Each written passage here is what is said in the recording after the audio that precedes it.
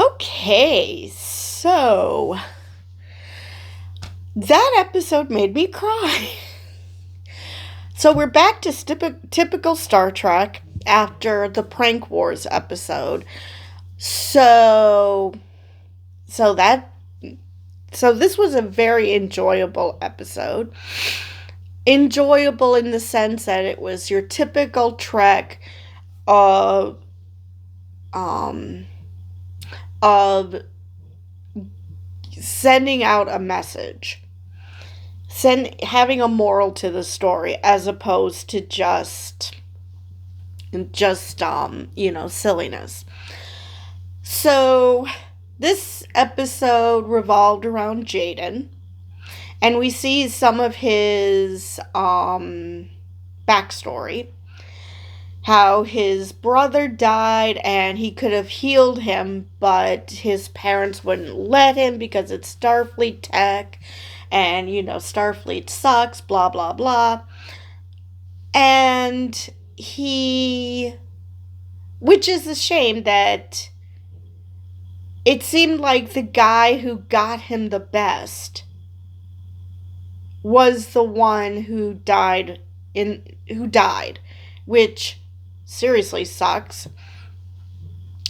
And Laura made Jaden realize that his father actually accepted him, because even though he destroyed Starfleet tech and was a general dick, he also missed on purpose. Jaden, who doesn't understand the warrior mentality because, well, he's not one, didn't understand that his father didn't miss out of anger, because that's not a thing for Klingons. They live for battle, so they're not going to screw things up just because they're pissed. No, that actually motivates them. So she made him realize that, okay, he missed on purpose, because their language is the language of war. So, and Nyla was helping out too by getting drunk on blood wine and flirting with this centuries old Klingon.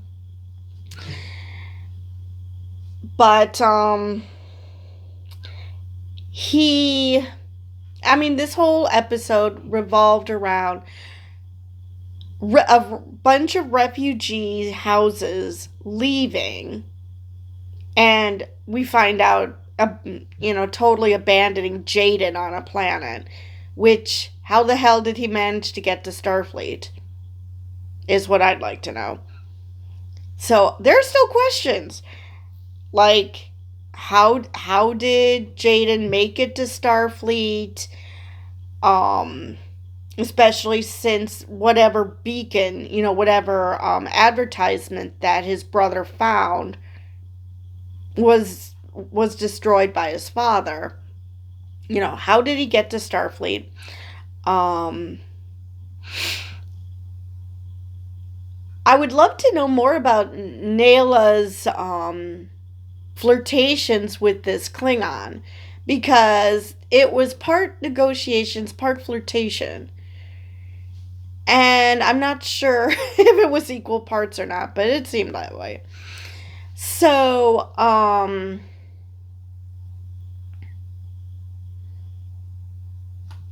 and I just loved Van saying, "Yeah, I've spent the past 7 years reading your file." How big must this file be that you need to read it for 7 years? That it was longer than War and Peace and more insane. Oh my god. If the rest of these episodes are like this, this is going to be a great series. So, after learning about about that his father missed on purpose, he comes up, he goes back to the debate stage, which, why was everyone still sitting there? I mean, I guess they were waiting for a cooling off period for people to come back. I'm not sure why everyone was still there. But Jaden came up with this plan to get the Klingons to accept the Federation's offer, which was a mock battle, a fake battle. Now, granted, both Naila and the old Klingon, I can't remember his name, they both figured it out. They both totally got what was happening. Naila, well, obviously, but he also looked at her and he totally got what was happening. That they were going to give them the planet, but they're going to make sure that the Klingons feel like it's an honor as opposed to being dishonored by having charity. So, because let's face it, it is true. A simulation, okay, great. You want people to do things a certain way, awesome. And some of that can happen, like Jaden joining Starfleet. However, you can't ignore what makes someone a certain way. Like the Klingons, they are a warrior race. They communicate through battle. They don't want to be given stuff. They want to feel like they took it.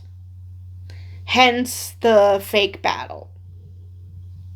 This was just a way of them feeling like, okay, this isn't charity. We fought for this and we took it. The fact that, they were going to a planet that the Federation found was perfect for them is a different story. But, at least it gave the impression that it wasn't just charity. Granted, it was all just for show, but, if that's what it takes for the Klingons to feel like, you guys get us, fine. Nobody was hurt. It was just a little bit of exchange of fire. Turns out Jaden's parents are safe, which, honestly, I did not know till the very end which way that was going to go. It could have easily gone either way. And, Jaden was being a bit of a dick, especially to Caleb, but, Caleb acting like, since when is he like rah-rah Federation? But anyway, this idea that he is, Jaden was conflicted. On the one hand, he wanted to join Starfleet, and from what he could tell, nobody got it. But it turns out he did not get the way they were expressing themselves.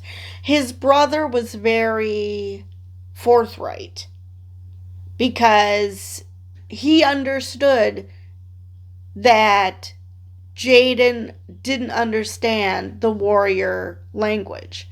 So if he did what his father did, Jaden wouldn't understand. So he had to be more forthright. The father was showing that he gets it and he accepts it, but he was doing it in a language that was unfamiliar to Jaden until Thok explained to him that this is how it works. And but a hungover Nyla that was awesome. Another question I have from this episode, though, is why are they in space? I mean, last episode, they were chilling on Earth. Now, I get it that their classroom is a spaceship. I get that. However, why did they decide to leave Earth? Was there some sort of a lesson that they were in the midst of teaching that required it? It would have been nice if they explained why they went up into space rather than, okay, now we're in space. I mean, it turns out it was for a good reason because they ended up helping the Klingons. However, what prompted it? I mean, the only thing we saw was the speech and debate. We did not, which you could do anywhere. You don't need to be in space for that. Um, let's see. Um, I honestly thought the way Remy and was helping Jaden with his for lack of a better term, meditation, and getting him to calm down so he wouldn't have another panic attack, which he almost did again. That, that the way they were looking at each other, I'm like, are they going to kiss? Is that where we're going with this? But no, it was strictly, two friends. Yes, Hollywood has broken me. I'm expecting a relationship at every turn, as opposed to, friends are a thing. It's fine. So,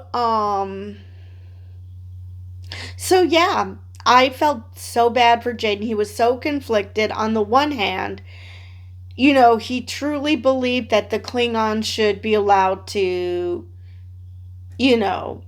sink or swim on their own. But he also understood the way the Federation works. And the way the Federation works is they want to help people, which fine. Fine, that's your thing, but some people you have to, I guess for lack of a better term, trick into help. Make them think that the help that they're receiving is not that. So you just have to know how to talk to a group of people as opposed to thinking you have all the answers and everyone's like you. And that's what Jaden tried to mention in his speech, that, it's great that you think this, and this, but not everything is about you. Not everyone is like you. So why are you trying to solve a problem in a way, someone else's problem, but the way you would do it, as opposed to the way they would do it? So, yeah, this was a very, very good episode. I really, really enjoyed it.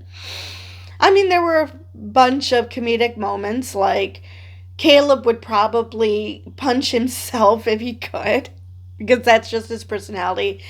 Or when Caleb gave Jaden back his advertisement, he mentioned that a Conian stopped being a dick, at least for a day. So you can see that they're friends. And I really wish, though, that when he said that I didn't think I had room for both of you in my heart, it was just heartbreaking. I wanted someone to say, Caleb or someone to tell him that, well, you have your parents, right? You can have much room in your heart for anybody you want. I mean, you don't have to pick and choose your brother or Caleb. You don't have to do that. You literally do not have to do that, because your biological family and your chosen family can both exist.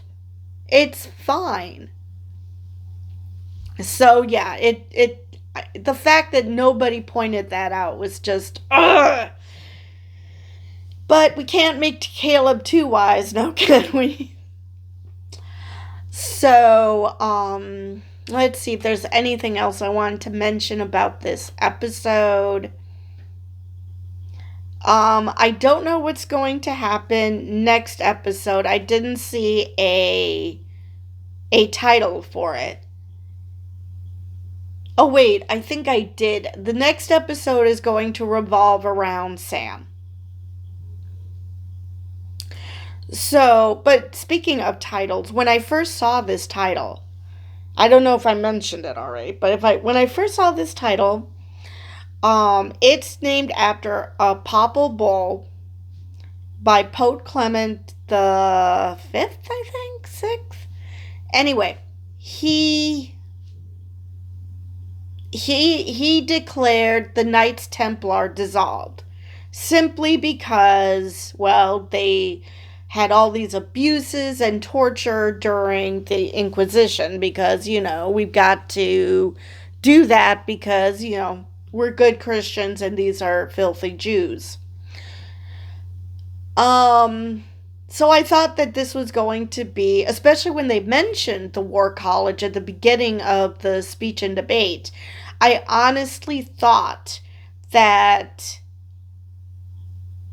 this was going to be an episode dissolving the War College. Because let's face it, there's got to be, Tarima is supposed to be part of the main cast. So how do you get her to be part of the everyday, but to have her be part of Starfleet proper and not the War College? So you have to dissolve the War College. So I thought that that's what this episode was going to be, about dissolving the War College, that the prank got to the higher ups and they're like, this is just getting beyond ridiculous. It's bad enough that they're already doing really shady shit out in the galaxy, around the universe. Now they're attacking their own students. I mean, this is just stupid.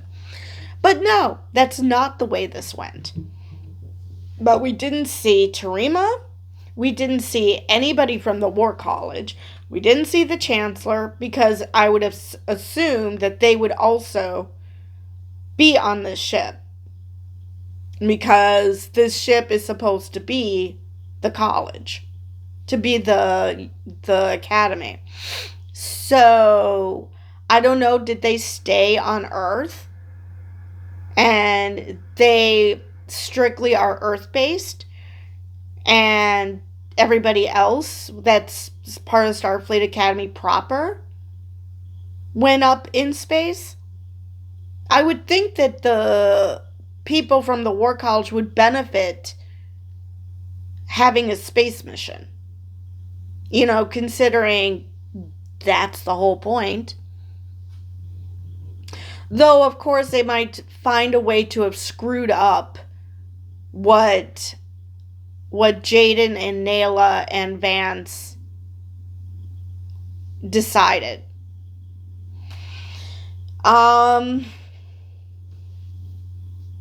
And of course there's Vance appeared to her as a hologram,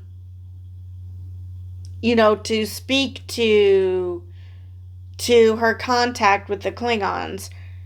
And he was obviously a hologram. And then when we see him later, he's very much there. So, why the hologram?